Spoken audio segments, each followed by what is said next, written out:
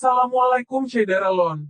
Inilah tempat wisata terbaru di Kota Langsa, Aceh, yaitu Taman Krung Langsa, yang berlokasi di Gempong Sidorejo, Kota Langsa atau di sebelah Rumah Sakit Umum Daerah Kota Langsa. Taman ini sudah dibuka untuk umum, namun akan diresmikan pada tahun 2022 mendatang.